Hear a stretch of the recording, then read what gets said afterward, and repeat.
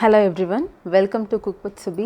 இன்னைக்கு வெள்ளை கொண்டக்கடலை யூஸ் பண்ணி சப்பாத்தி பூரி தோசைக்கெல்லாம் ரொம்பவே ஈஸி அண்ட் குயிக்கான ஒரு சைட் டிஷ் ரெசிபி எப்படி பண்ணுறதுன்னு பார்க்கலாம். இது தக்காளி சேர்க்காமல் பண்ண ரெசிபி.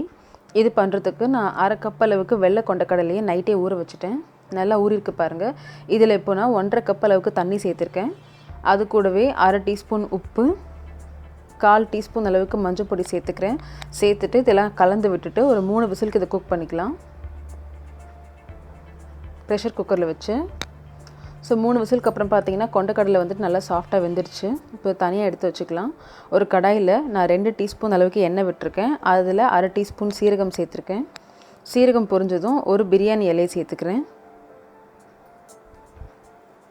இதெல்லாம் பொரிஞ்சதுக்கப்புறமா நான் வந்துட்டு ஒரு 2 பச்சை மிளகாயை பொடியாக நறுக்கி சேர்த்துக்கிறேன். சேர்த்துட்டு ஒரு வாட்டி நல்லா கலந்து விட்டுக்கலாம். கலந்து விட்டதுக்கப்புறமா அரை கப் அளவுக்கு வெங்காயம் பொடியாக நறுக்கி வச்சுருக்கேன். அதையும் இது கூட சேர்த்துக்கிறேன். சேர்த்துட்டு சாஃப்டாகிற வரைக்கும் வதக்கிக்கணும். இப்போ வெங்காயம் சாஃப்ட் ஆகிடுச்சு.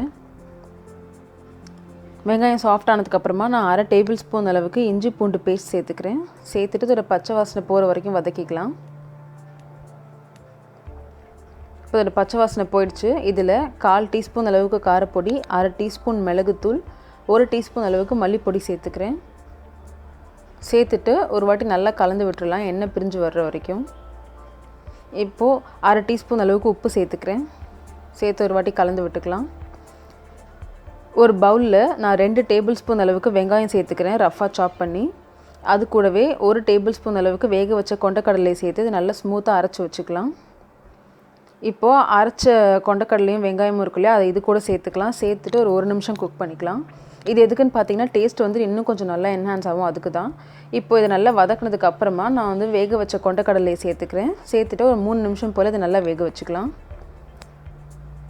3 நிமிஷத்துக்கு அப்புறமா 1/4 டீஸ்பூன் அளவுக்கு கரம் மசாலா சேர்த்துக்கிறேன். சேர்த்துட்டு கொஞ்சம் நேரம் குக் பண்ணிக்கலாம். இப்போ நான் இதில் அரை கப் அளவுக்கு தண்ணி சேர்த்துக்கிறேன். தண்ணி சேர்த்துட்டு ஒரு 3லேருந்து 4 நிமிஷம் வரைக்கும் இதை நல்லா குக் பண்ணிக்கலாம். 3லேருந்து 4 நிமிஷம் குக் பண்ணும்போது அப்பப்போ வந்துட்டு இந்த மாதிரி கிண்டிக்கிட்டே இருக்கணும், இல்லைனாக்கா அடி பிடிச்சிடும். இது வந்துட்டு பார்த்திங்கன்னா கொஞ்சம் சீக்கிரமாகவே இது ட்ரை ஆகிடும். இப்போ எனக்கு தேவையான கன்சிஸ்டன்சி வந்து நல்லா ட்ரையாக குக் ஆகிடுச்சு. ஸோ நான் 1 டீஸ்பூன் அளவுக்கு எலுமிச்சம்பழம் ஜூஸ் விட்டுட்டு ஒரு வாட்டி கலந்துட்டு அடுப்பு ஆஃப் பண்ணிடுறேன். இப்போ இதோட கன்சிஸ்டன்சி பார்த்தாலே உங்களுக்கே தெரியும், கொஞ்சம் ட்ரையாக இருக்கும். இது வந்துட்டு சப்பாத்தி பூரிக்கெல்லாம் ரொம்பவே நல்லாயிருக்கும் நீங்கள் தொட்டு சாப்பிடும்போது. ரொம்பவே ஈஸி அண்ட் டேஸ்டியான ஒரு சைட் டிஷ் ரெசிபி. ஸோ கண்டிப்பாக ட்ரை பண்ணி பாருங்கள். தேங்க்ஸ் ஃபார் வாட்சிங்.